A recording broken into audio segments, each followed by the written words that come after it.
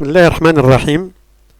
سعيد بلقياكم مرة أخرى متتبعات ومتتبعي قناة أكاديمية أماروش للرياضيات في الدرس السادس عشر من سلسلة دروس الحساب الذهني باستعمال الصروبان. نحن اليوم مع الضرب. ضرب عدد مكون من رقمين في عدد مكون من رقم واحد، التقنية الاعتيادية.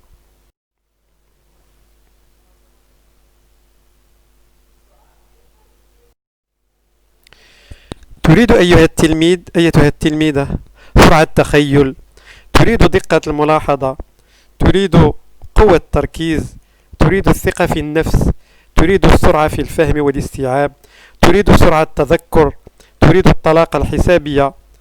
عليك إذن بالحساب الذهني بصفة عامة وباستعمال الصروبان بصفة خاصة.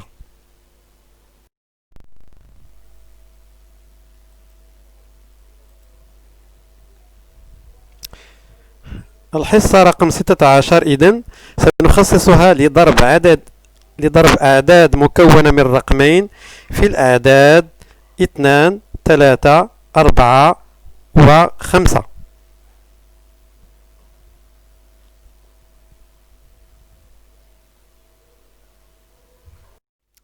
قبل الانطلاق إذن في هذه الحصة، حصة الضرب، لابد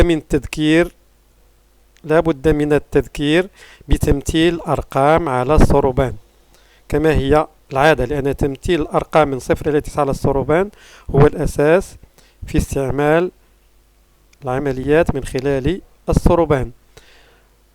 إذا كان هذا العمود فارغ تمثل لنا العدد 0 أو الرقم 0. هنا عندنا جوج ديال الأقراص تحت الخط الأخضر، إذا تمثل لي رقم 2. هنا تمثل لي رقم 4. هنا قرص فوق الخط الأخضر وقرص تحت الأخضر أسفل، إذن هذا تمثل لي 5 وهذا 1 هي 6، إذن هنا 6. هنا 5 6 7 هنا 8. هنا 5 6 7 8 9 وهذا تمثل لي 3 وهذا تمثل لي 1 وهذا تمثل لي 5 وهذا تمثل لي 6. إذن هادو هما تمثيل أرقام من 0 إلى 9 على الصروبان أو المعداد الياباني.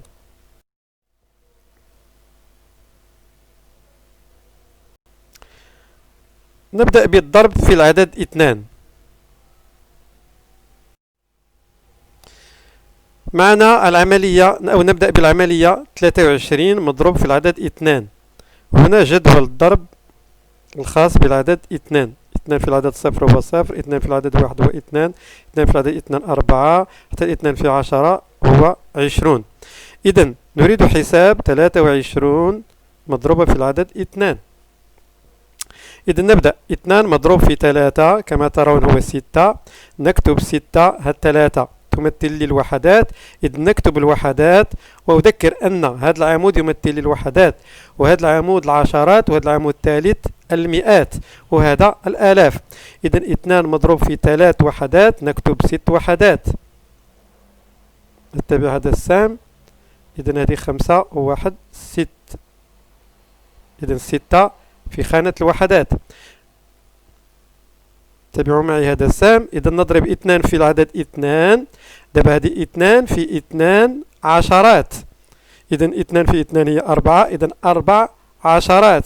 4 عشرات نكتبها في العمود الثاني، هي 4، وتكون النتيجة هي 46.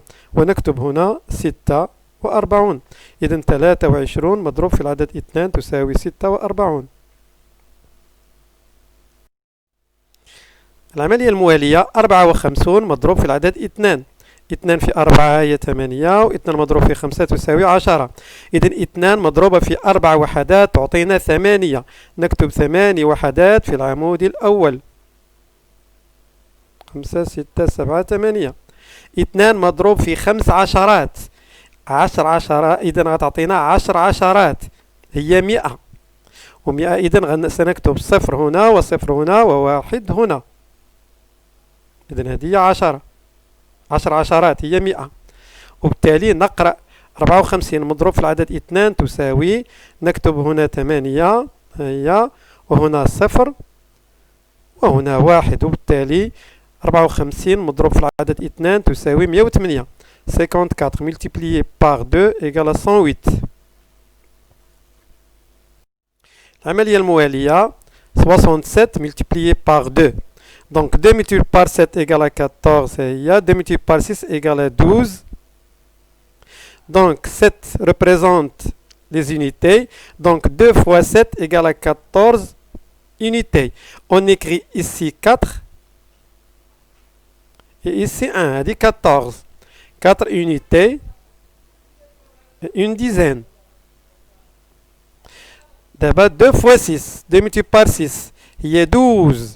Donc 12 dizaines. غتكون عندنا 2 dizaines و 1 centaine. إذا جوج في 12 غنكتب جوج هنا وواحد هنا، ماشي هنا دابا حيت هادو تيتوجدو دابا في خانة لي ديزين. إذا هي جوج وهي واحد. ثم نقرأ هنا عندنا 4 نكتبو هنا 4، وهنا عندنا 3 نكتبو هنا 3، وهنا 1 ونكتبو هنا 1، وبالتالي 67 مضروب في العدد 2 تساوي 134. العملية الموالية 98 مضروبة في جوج. إذا نبدأ بجوج في 8، 2 فوا 8 إيكال 16، بمعنى 16 يونيتي. غنكتبو هنا 6، نتبعو هاد لي فليش هادو، نكتبو هنا 6 وهنا 1 كما هي العادة. هنا 6 1 هي 16. دابا جوج في 9، هادو 9 الجواب ديالهم غادي نبداوه من عمود العشرات. جوج في 9 18، 2 فوا 9 إيكال 18. دونك اون écrit 18 ici 8 ici 1. ها هي 8 5 6 7 8 1، وهاد الان كان قبيله. اي اون لي هنا دابا 6 اون écrit ici 6، هنا 5 6 7 8 9 اون écrit ici 9 et ici 1. Donc 98 multiplié par 2 égale 196. 6 unités, 9 dizaines, une centaine.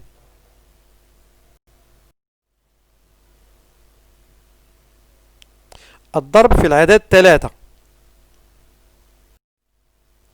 هنا عندنا 23 multiplié par 3. de la même façon نتبعو المراحل. هنا عندنا السام تيقول لنا ضربوا 3 في 3. إذا 3 مضروب في 3 9، وهاد 9 تتعني لي زيونيتي. هاد 9 غادي نكتبها هنا 5 6 7 8 9. و3 في جوج عشرات، هذه 3 في جوج عشرات. 3 في جوج هي 6، بمعنى 6 عشرات سنكتبها في العمود الثاني. إذا هنا نكتب 6، هي 6. والجواب إذن 23 مضروب في 3 يساوي 69. إذا نكتب هنا 9 وهنا 6. 23 multiplié par 3 égale à 69. 54 multiplié par 3. 3 fois 4 donc c'est 12. 3 fois 5 c'est 15. Comme on voit ici la table de multiplication de 3.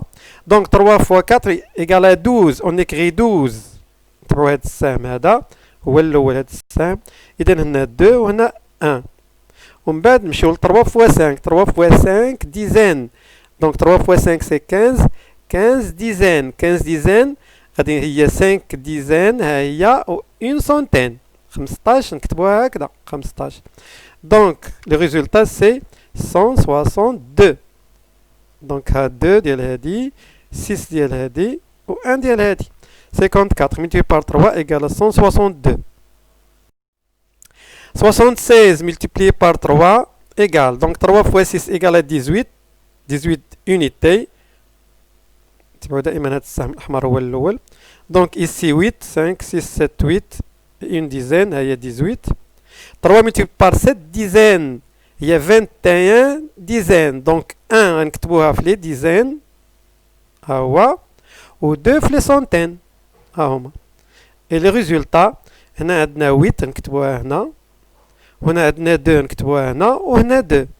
دونك 76 multiplié par 3 égale à 228.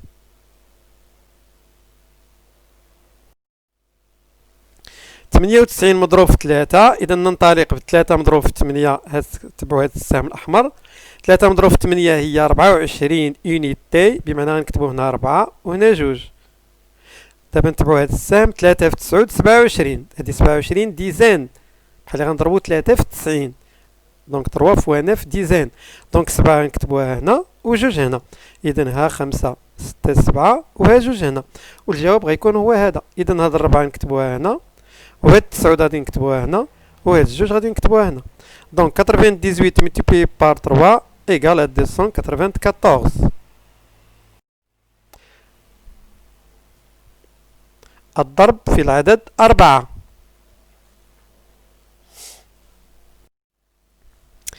De la même façon, 31 multiplié par 4, donc 4 fois 1 c'est 4 هي 4 multiplié par 3 c'est 12 donc 4 multiplié par 1 unité, une unité égale à 4 donc ici on a 4 هانتوما تشوفوا نتبعوا هذا السهم الأحمر 4 multiplié par 3 c'est 12 12 dizaines donc 2 dizaines et une centaine le résultat c'est 124 donc 4 2 et 1 donc 31 multiplié par 4 égale à 124 on passe 54 multiplié par 4 donc de la même façon 4 multiplié par 4 égale à 16 unités donc ici on écrit 6 et ici une dizaine 4 multiplié par 5 égale à 20 دابا هذه 20 centaines 20 centaines بمعنى 20 dizaines بمعنى 0 dizaines et 2 centaines à 0 à 2 et le résultat c'est 216 donc 4 fois 4 c'est 16 donc ici on écrit 6 ici on écrit 1 et ici on écrit 2 donc 54 multiplié par 4 égale à 216 87 multiplié par 4. 4 multiplié par 7 unités, c'est 28. Donc on écrit ici 8. Il y a 5, 6, 7, 8. Et ici 2. 4 multiplié par 8, c'est 32. Donc 2 dizaines et 3 centaines. À 2 ou à 3. Donc le résultat, ici on a 8. Regardez. Ici on a 4. Et ici on a 3. Donc 87 multiplié par 4 égale à 348.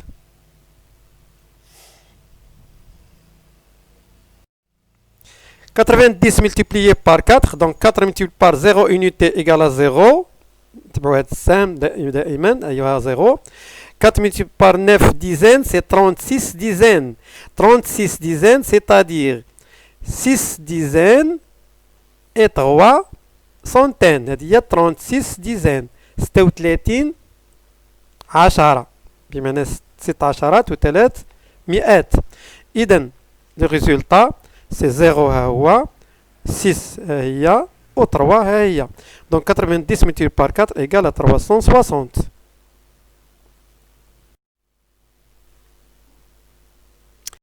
الضرب في العدد 5 90 multiplié par 5, 5 multiplié par 0 unité c'est 0. 5 multiplié par 9 dizaines c'est 45 dizaines. 45 45 غنكتبو 5 هنا ها هي و4 هنا بمعنى 5 ديال لي ديزين و4 ديال لي سونتين إذن هنا غنكتبو الصفر وهنا غادي نكتبو 5 وهنا غنكتبو 4 وبالتالي 90 مضروب في 5 تساوي 450 18 مضروب في 5 إذا 5 في 8 مضروبة 5 في 8 40 واحدة بمعنى صفر واحدة وأربع عشرات نتبع السهم 5 مضروب في 1 نكتب 5 في 1 عشرات إذا نكتب 5 في خانة العشرات أو العمود العشرات هنا 5 والجواب غيكون هنا 0 هنا 9 إذا ها 0 9 دونك 18 multiplié par 5 égale à 90 27 multiplié par 5 5 multiplié par 7 unités donc c'est 35 on écrit ici 5 ici 7 ici 3 non 3 c'est 35 unités on suit cette flèche là 5 multiplié par 2 égale à 10 dizaine. Donc 0 في la deuxième colonne و 1 في la troisième colonne. Donc غيعطينا ici 5, ici 3 et ici 1. 27 multiplié par 5 égale à 135. 63 multiplié par 5 تبعوا السهم 5 في 3 15. إذا نكتب 5 وحدات وواحد عشرات. نتبع السهم 5 في 6 30 ديزان 30 10. إذا صفر في العشرات وثلاثة في المئات. هي صفر وهنا 3 وبالتالي غيكون الجواب هنا 5 وهنا 1 وهنا 3. إذا 63 مضروبة في 5 تساوي 315.